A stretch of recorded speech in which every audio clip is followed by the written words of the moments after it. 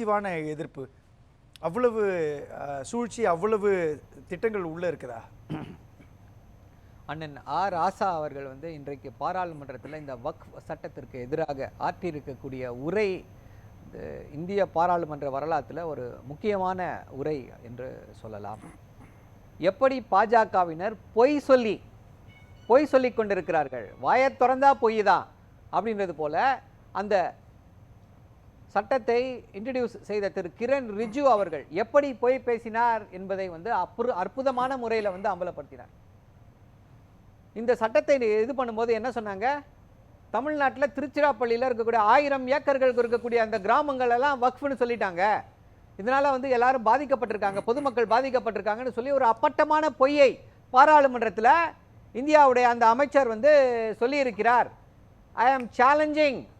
Collector வந்தார், RTO வந்தார், JPC parliamentary committee மீட்டிங்க்கு. எங்கே நடந்துச்சு சொல்லுங்க, ஏன் இப்படி பொய்யை சொல்லிக்கிட்டு இருக்கீங்க பாராளுமன்றத்தில்? அதே போல் இன்னொரு பொய்யை சொல்கிறாங்க, பாராளுமன்றமே வக்ஃப்னு சொல்லி கிளைம் பண்ணுறாங்க அப்படின்னு சொல்லி ஒரு பொய்யை சொல்லி கொண்டிருக்கிறீர்களே, ஏன் இப்படி பொய்யை பேசுகிறீங்க? சர்தார் வல்லபாய் பட்டேல் அவரை நீங்கள் வந்து உங்களுடைய தலைவராக சித்தரிக்க முயற்சி செய்கிறீர்கள். அவர் என்ன சொல்லியிருக்காரு?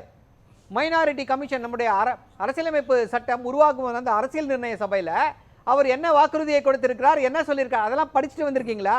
இந்தியாவில் சிறுபான்மையினர் பெரும்பான்மையினர்னே இல்லாமல் எல்லோரும் ஒரே இதாக இருக்க வேண்டும், ஒன்றாக இருக்க வேண்டும் என்று பேசியவர் அவர்.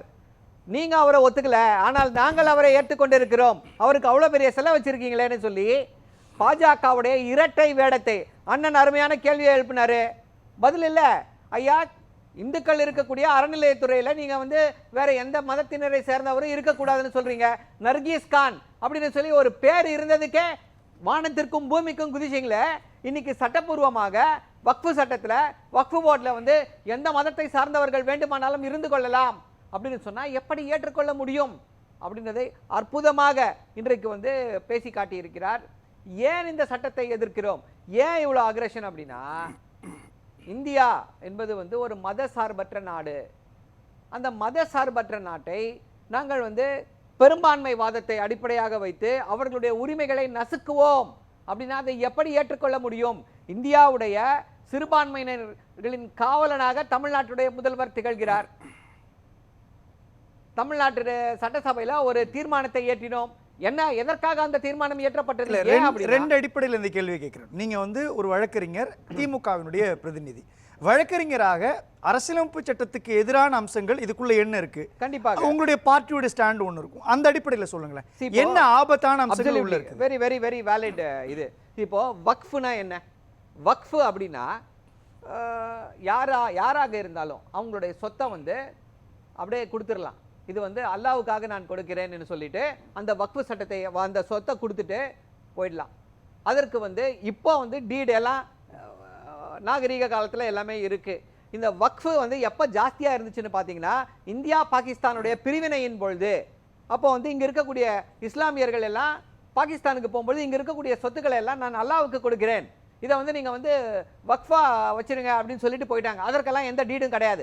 ஆனால் 100 ஆண்டுகளாக அவங்க எல்லாருமே வந்து ஒரு வக்ஃபு போர்டு வந்து அதை நிர்வகித்து கொண்டு வருகிறார். இதுக்கு ஆவணம் கேட்டீங்க அப்படின்னா ஆவணம் இருக்காது. இப்போ என்ன சொல்றாங்க அரசாங்கம், ஆவணம் இல்லாத எந்த வக்ஃபையும் நாங்கள் ஏற்றுக்கொள்ள மாட்டோம், உங்க இது வக்ஃபு ப்ராப்பர்ட்டினா அதுக்கு ஆவணத்தை கொடு அப்படின்றாங்க. ஐயா, அவங்க அதை 100 வருடங்களாக இதுவரை இருந்த வக்ஃபு சட்டங்கள் எல்லாமே வந்து இப்படிப்பட்ட அந்த வக்ஃபு சொத்துக்களை பாதுகாத்து வந்தது. இப்போ அதற்கு அப்படியே குழி தோண்டி புதைக்கிறார்கள். இது முக்கியமானது. அடுத்து முக்கியமான விஷயம் என்ன அப்படின்னா, இப்போ டிஸ்பியூட் வருது, இது வக்ஃபு சொத்தா இல்லையா அப்படின்னு டிஸ்பியூட் வருது அப்படின்னா கலெக்டர் டிசைட் பண்ணுவார்னு சொல்றாங்க. ஐயா, இந்தியாவை பொறுத்தவரை இந்தியாவுடைய அரசியலமைப்பு சட்டத்தில் judicial review is an important concept. So என்ன பண்றாங்க, கலெக்டர் முடிவு செய்ய, கலெக்டருக்கும் அரசாங்கத்துக்கும் என்ன டிஃபரன்ஸ்? அரசாங்கம் எப்படி வந்து இது சொத்தா டைட்டில் டிஸ்பியூட்குள்ள அரசாங்கம் எப்படி ஒரு உத்தரவை போட முடியும்? அதை ஏற்றுக்கொள்ள முடியாது. டிசிஷன் இஸ் ஃபைனல் அப்படின்னு சொல்றாங்க. எந்த டெசிஷனா இருந்தாலும் குறுக்கிடுங்க. இப்போ இரண்டாவது கேள்வி நீங்க சொன்னது ரொம்ப முக்கியமான சொல், மாவட்ட ஆட்சியர் நிர்வகிக்க சரியான்றீங்க. ஒரு மாவட்டத்தை மாவட்ட ஆட்சியர் தானே நிர்வகிக்கிறாரு அப்படின்ற கேள்வி வரும் இல்லையா? மாவட்டத்தை அதுல என்ன பிரச்சனை வரும்? அதுதான் சொல்றேன், மாவட்டத்தை மாவட்ட ஆட்சியர் நிர்வகிக்கலாம். நிர்வாகத்துக்காக, நிர்வாக திறமைக்காக, நிர்வாகம் சரியாக நடக்க வேண்டும், அட்மினிஸ்ட்ரேட்டிவ் எஃபிஷியன்சிக்காக அவர் டெசிஷன்ஸ் எடுக்கலாம். ஆனா இரண்டு பிரச்சனைகள், ஒரு பிரச்சனை இருக்கக்கூடிய இடத்துல டிசைட் பண்ணக்கூடிய ஜுடிஷியல் பவர் அவருக்கு எங்க இருக்கு? he is not even a quasi judicial authority, he cannot even be a quasi judicial authority. அப்படி இருக்கும் பொழுது அவர் குவாசி ஜுடிஷியல் அத்தாரிட்டியா சில இடங்கள்ல ஃபங்க்ஷன் பண்ணாலும் அதற்கு மேல appeal.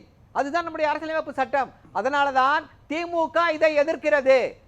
You are refusing recourse to courts. அப்படி பண்ணீங்கனாலே இந்தியாவுடைய நம்முடைய அரசியலமைப்பு சட்டத்தின் அடிநாதமே என்ன அப்படின்னா access to justice. அது வந்து நம்முடைய அடிப்படை உரிமை. அந்த அடிப்படை உரிமை வந்து நீங்க வக்ஃப் சட்டங்களில் கிடையாது, டாக்குமெண்ட் இல்ல, கலெக்டர் டிசைட் பண்றாரு, அதுக்கு மேல அப்பீல் கிடையாதுன்றாங்க.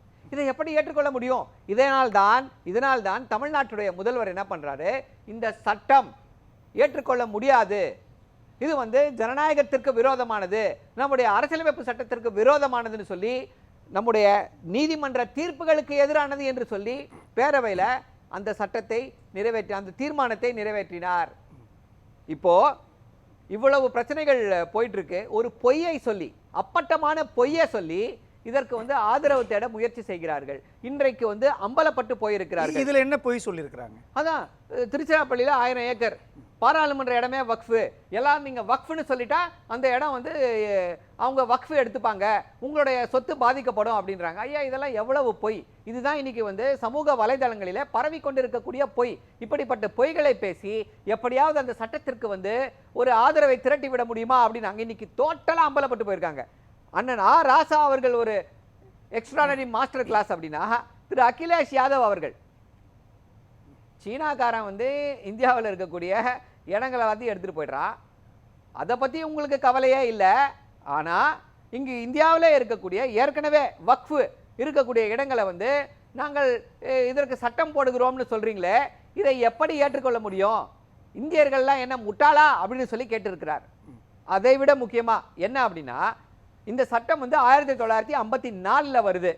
1954 இருந்து பல்வேறு மாற்றங்கள், பல அமெண்ட்மெண்ட்ஸ் எல்லாமே கொண்டு வந்திருக்காங்க.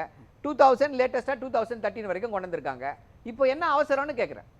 நீங்க இஸ்லாமியர்களுக்கு நல்லது செய்யறோம் அப்படின்றாங்க. என்ன ஒரு அப்பட்டமான பொய்! இதை விட வேற என்ன பித்தலாட்டம் இவர்களால் செய்ய முடியும்? இவங்க வந்து நாங்கள் தான் இந்துக்களின் காவலர்கள், இதுதான் காவலர்கள் அப்படின்னு சொல்லி பேசிக்கிட்டு இருக்காங்க. இப்போ இன்னைக்கு ஒரு செய்தி வந்திருக்கோம், பார்த்துருப்பீங்க. ஜியோ நிறுவனத்துக்கிட்ட இருந்து 1700 கோடி ரூபாய் 1700 கோடி ரூபாய் வாங்கிறதுக்கு பிஎஸ்என்எல் மறந்து போச்சான். ஐயா, அந்த 1700 கோடி ரூபாயை வச்சு பிஎஸ்என்எல் எல்லாருக்கும், இந்தியாவில் இருக்கக்கூடிய எல்லாருக்கும் இலவச தொலைபேசி கொடுத்தா இந்துக்கள் தானே பயன்பெறுவார்கள். அப்போ உங்களுக்கு எந்த இந்து மேல அக்கறை? இதைத்தானே கேட்டுக்கொண்டிருக்கிறோம். அம்பானி 1700 கோடி வேணும்னா விட்டுட்டு போயிடுவீங்க, இங்க எல்லாத்தையும் ஜிஎஸ்டி போட்டு சுரண்டுவீர்கள். உங்களுடைய நோக்கம் என்னவா இருக்கு அப்படின்னா, மதத்தின் பெயரால, மதத்தை வைத்து ஒரு மட்டகரமான அரசியலை செய்து கொண்டிருக்கிறீர்கள். சும்மா எப்ப பாரு இந்து முஸ்லீம். ஏன் இப்ப கொண்டு வராங்க இதை?